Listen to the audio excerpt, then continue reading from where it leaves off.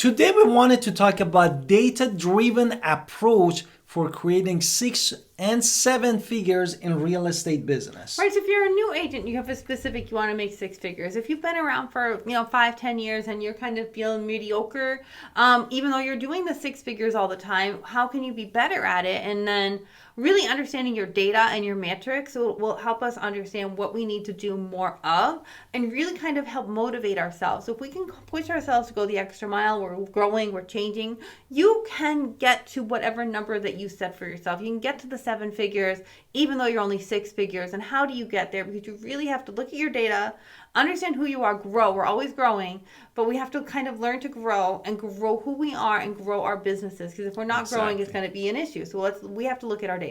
Exactly. And if you're new and you don't have data, you still need to figure out what you want. Exactly. So you have to still kind of mathematically backwards do this, which is sometimes easier. Exactly. Therefore, definitely, first we're going to start with the sale volume. This is like a total, all the properties that you sold in the last year, no? Right, or you want to sell. So if you have a mathematically saying, I want to make this amount of money, if I can sell 5 homes at 2.5%, and it's going to be $1 million altogether for these 5 homes, and I'm going to make 2.5% of that, 3%, whatever is going on in your market. Know what your actual sales volume you want or sales volume that you already do. So you need that number for what you already do in order to grow, and then also you need that number of total sales volume for what you want as well. Exactly. So you need to do a calculation twice, what you already do and Therefore, what you can do. Let's do it very simple. If your 5 homes you're selling 200, of course you might be in California, 1 home is going to be $1 million. I'm not talking about $200,000, very simple math. 5 of homes that you sold is going to be $1 million, and 2.5% of it, how much is going to be? 25,000. Right, that's just basic understanding, which then brings to so now once you have your sales data that you're already doing, and that's already there. And if 5 is apparently better than a lot of 2023 agents, which is also crazy to me. So now we look at our total number of transactions, how many deals you actually did close or want to close, in order to make that number that you want. So if you are going to sell 1 property a month, maybe that's what you already do, you have 1 a month, how does that average out to your growth? So does that equal how many you close? So how many transactions you have is how much income you actually produce. So the number of transactions is the data that you need to know. Exactly. Therefore, and what you want, you need to know. You wanted to calculate that how many millions, because we were talking about average in our area, Greenville, North Carolina, but you might be in different real estate in Texas, Arizona, you name it, in New York, different estates. And the house value must be way 2, 3, 4 times more than where we are right now. Therefore, if it's this scenario, it's much more easier, You need to look at it, you see what is the average is that you wanted to sell, and the average for most of estates is a 2.5% commission. I don't know, I think it's 3. I still think it's 3. And it's sometimes in our market is 3%. No, and then in the national average is 3. Exactly. Therefore, now you wanted to do this average commission rate and look at the sell volume, your sell volume, and see how many properties you need to sell based off that commission. You went beyond that. Okay, so you also have to know, if you're a new agent, you have to know what the commission rates are for every home, right? So you have to say, okay, if I sell this home, I'm going to make this much amount of money. And then you have to calculate based on the number of transactions you want. Now we're talking about how much money we're getting down there. But you have to look at the commission rates. 3% is the national average. Sometimes it can be whatever the averages are in your community, but how much are you going to make, how much of the home values and how much are you actually going to make, so you can actually understand what commission rates are. Then you can go into your conversion. I was trying to reverse engineering. Right. You were going ahead. You were giving the end math. Now, the next thing that we wanted to talk is really conversion rate. No, this is the percentage of the lead really that turn into the clients. No, right. You might have a different source of lead. No, you might have buying lead from Realtor.com, Zillow, or you're doing advertising like a Facebook or Google advertising, or you're running your YouTube and you get direct organic way of the leads. Right, so now we talked about how much you're already getting or how much you want to get via that. Now let's talk about how we are converting the leads, which is what you talked about, the conversion rate. So if you're getting 100 leads, but you're only converting 10 of them, that means you only have a 10%, which is still high, a 10% conversion rate. However, if you can if you're getting leads there and they're falling out of your funnel, how can you make your funnel better in order to lose less people and to close more deals? So maybe the answer isn't it's not more lead generating. It's understanding how we can make our funnel better. How can we grow our funnel so less people fall out of the funnel? Exactly. Or more people want to work with you. Really, those leads that you get from the Facebook, and they are in the process of just looking around. They might be in the market 1 or 2 years or 6 months.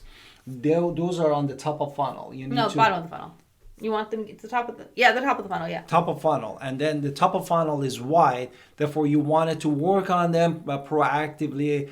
Keep them in the funnel and make sure they want to work with you. They communicate with you, send them the list, talking to them to get to the bottom of funnel, and then it's going to be the converted to the sale. Right. So you want to how do you do this? How can you, once you've calculated your conversion rate for everything, we want to track our goals. So we want to set aside each week to review our metrics to understand what we have done. We have weekly check-ins with ourselves, monthly check-ins, to see what is going on big picture wise and what we're doing on the day-to-day in order to really see where did we lose a lot of people? How can we fix this? How can we convert better? So we want to keep people in the funnel happily talking to you. Exactly. Really, this weekly and monthly, I can add that really comes also with your also CRM, which in our... That CRM is next. First, we want to talk about analyzing, then we're going to get to the CRM. We didn't do even our introduction. Oh, so let's do that. Let's hit it. Hi, this is Alan Victoria. Welcome to our channel.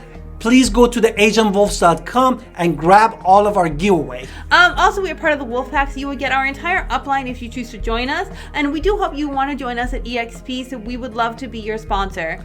And also, please go grab an appointment with us and schedule a phone call. Now let's talk about analyzing. Yes, analyzing. Therefore, what is the analyzing? Basically, analyzing is identifying the trend, looking for the patterns in your data that in certain months the sales dip or spikes and why this happens.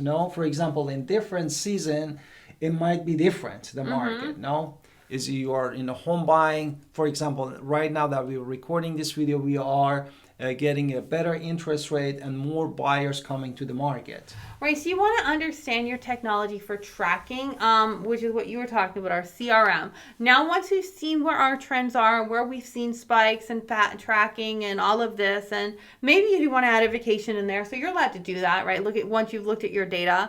But then how are you growing your business? How can you grow your business more in that area? We're going to have to understand what we've done and make adjustments based on that data. So now let's talk about the CRM.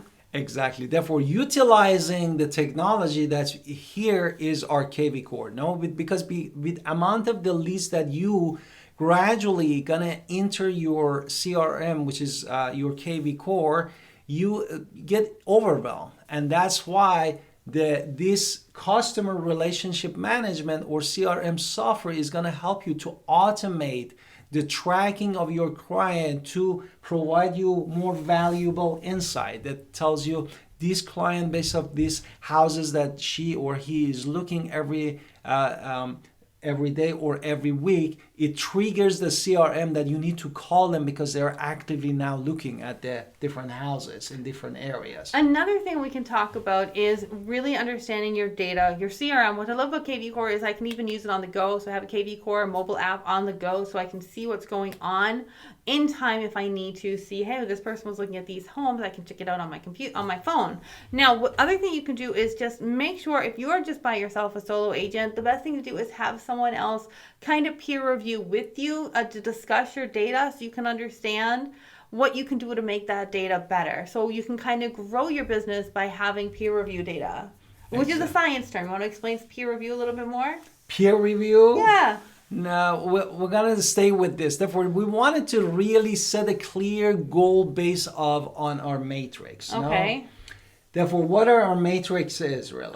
Basically your achievable goal. So you want to have You want to set your goals that can be achievable. You want to aim to increase your conversion 1% every quarter. And now instead of having 10 out of 100, you're going to have, what would 1% be? 1% of what? 100? Of 100. It's going to be 1. So you want to have one more every single quarter than what you would have otherwise. So you want to just kind of Therefore, aim for from the one. 10% going to 11%? That's what you were talking about? 1% more, yeah. Okay. Every quarter. Every quarter. So you want to try to convert just one more person every single time. You're eventually going to grow your business because you're growing your conversion rate. And then also, whenever you do this, you should always be grateful for this. You want to celebrate with yourself, celebrate, and really, really be grateful all the time that we get to do these amazing things and we get to help a lot of people. So we want to reward ourselves too. So we're not just working, no reward. We're not animals here. The things that also is important is educating ourselves continuously. For example, in EXP, even they offer right now the even REO classes and certificate and relocation.